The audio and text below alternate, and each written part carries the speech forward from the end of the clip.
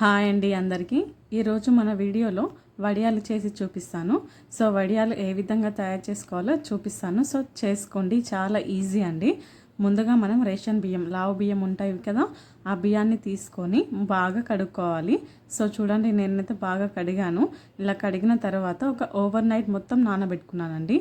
So ఇప్పుడు బియ్యం మనకు ఎన్ని కిలోలు తీసుకుంటే, ఎన్ని కిలోల బియ్యం తీసుకుంటే ఎన్ని లీటర్ల వాటర్ పోయాలో చెప్తాను. సో నేనైతే ఈ బౌల్తోని కేజీ అవుతుందండి ఆ బౌల్ నాకు. సో ఒక కేజీకి వచ్చేసి నేను 2 లీటర్స్ తీసుకున్నానండి. ఎందుకంటే అన్నం అనేది మనకు మెత్తగా ఉడకాలి కదా బియ్యం. సో అందువల్ల నేను 2 లీటర్స్ తీసుకున్నాను. ఇప్పుడు మనం అవి మరిగేదాకా ఉంచుకోవాలి. అలాగే హై ఫ్లేమ్లో పెట్టుకోండి. ఇప్పుడు మనం పక్కకి నువ్వులు తెలుసు కదండి అందరికీ. సో ఈ నువ్వులను కూడా బాగా వేయించుకోవాలండి. చూడండి, ఈ విధంగా వేయించాను. సో ఇవి వేసుకుంటే మనకు చాలా క్రిస్పీగా టేస్టీగా వస్తాయి వడియాలు. సో ఇప్పుడు నెక్స్ట్ మనము వామ తెలుసు కదా, కొందరు వామ అంటారు, కొందరు ఓమా అంటారు. సో నేను కూడా 1 టేబుల్ స్పూన్ ఈ విధంగా తీసుకొని వేయించుకున్నానండి దూరగా. చూడండి, కలర్ కూడా చేంజ్ అయిపోయింది. సో ఇలా ఓమా ఉన్ని నువ్వులు వేయించుకోవడం వలన మన వడియాలు టేస్టీగా క్రిస్పీగా వస్తాయి. చిన్నపిల్లలు అయితే చాలా హెల్తీగా తింటారండి. ఎందుకంటే ఈ ఓమా వలన మనకి దగ్గు కానీ జలుబు కానీ ఏమి ఉండవు కదా. సో అందుకే ఇవి వేసుకుంటే చాలా టేస్టీగా ఉంటాయి. ఇప్పుడు చూడండి, మన నీరు కూడా మరిగిపోయింది. నేను ఇప్పుడు మరిగిన నీళ్ళలో బియ్యం వేసాను కదా. చూడండి, ఇలా బియ్యం వేసిన తర్వాత కొద్దిగా కలుపుకుంటూ ఉండాలండి. ఎందుకంటే మనకు కలపడం వలన లోపల నుంచి వెళ్ళి పైనకి వస్తుంది కాబట్టి బియ్యం చాలా బాగా ఉడికిపోతుంది. ఇప్పుడు చూడండి, నేను ఓమ మరియు నువ్వులు కలిపి ఇలా వేసుకుంటున్నాను. ఉడికేటప్పుడే వేసుకోవాలి.